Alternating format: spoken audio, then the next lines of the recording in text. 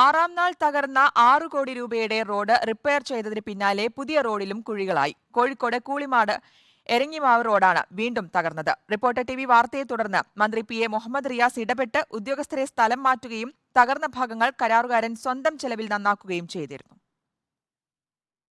6 kilometre ദൂരം വരുന്ന റോഡിൽ തകർന്ന 110 മീറ്റർ ദൂരം കരാറുകാരൻ സ്വന്തം ചെലവിൽ റിപ്പയർ ചെയ്തിരുന്നു.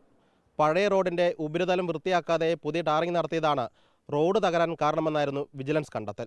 അങ്ങനെയെങ്കിൽ ബാക്കിയുള്ള റോഡും തകരില്ലേ എന്ന് നാട്ടുകാർ അന്നു തന്നെ ചോദിച്ചിരുന്നു.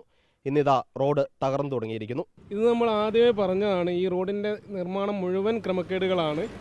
ഇങ്ങനെ ആയാലും ഇവർക്ക് ഗ്യാരണ്ടി പീരീഡിൻ്റെ പേരിൽ എല്ലാ ദിവസവും ഇവിടെ വന്ന് പാച്ച് വർക്ക് ചെയ്യുക എന്നുള്ള പണി മാത്രമേ ഉണ്ടാവുകയുള്ളൂ. ജനങ്ങൾക്ക് ഏറ്റവും അടിസ്ഥാന സൗകര്യമായിട്ട് വേണ്ട ഗതാഗത സൗകര്യമായിട്ടുള്ള റോഡ് ഇവിടെ എപ്പോഴും പൊളിഞ്ഞുകൊണ്ടിരിക്കുന്ന അവസ്ഥയിലാണ് ഇപ്പോൾ ഉള്ളത്. ആകെ വരുന്ന 1-2 ഇഞ്ച് കനമുള്ള റോഡ് ഇതല്ല ജനങ്ങൾക്ക് വേണ്ടത്.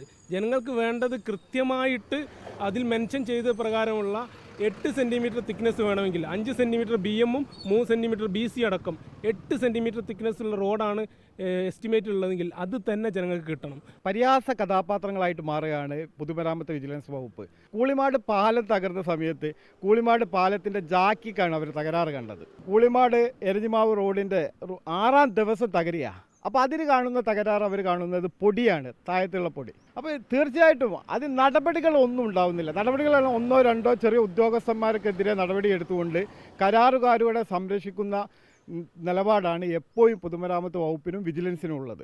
നാട്ടുകാരെ സംബന്ധിച്ചിടത്തോളം എന്താ കിട്ടിയത്?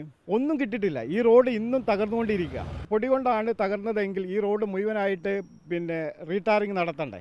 ഇനിയിപ്പോൾ മൊത്തത്തിൽ ടാറിങ് ചെയ്യേണ്ടിയിരുന്നുള്ളതാണ് നാട്ടുകാരെ ഞങ്ങളുടെ അഭിപ്രായം. അല്ലാതെ ഇപ്പോൾ ഇത് ഓട്ടോറിച്ച് പോയിന്റിൽ ഇനിയും ഇത് പൊളിഞ്ഞുകൊണ്ടേ നിൽക്കും. ഈ അടിഭാഗം ഒന്ന് മാന്തിയിട്ട് ചെയ്തിരുന്നെങ്കിൽ ഇതേപോലെ ആവില്ല. റോഡ് ഒരു ഭാഗത്തേക്ക് ഒഴുകി പോകുന്ന മാതിരിയാണുള്ളത്. റിപ്പോർട്ടർ സിനോജ് തോമസ്, ഇന്ന് റിപ്പോർട്ടർ കോഴിക്കോട്.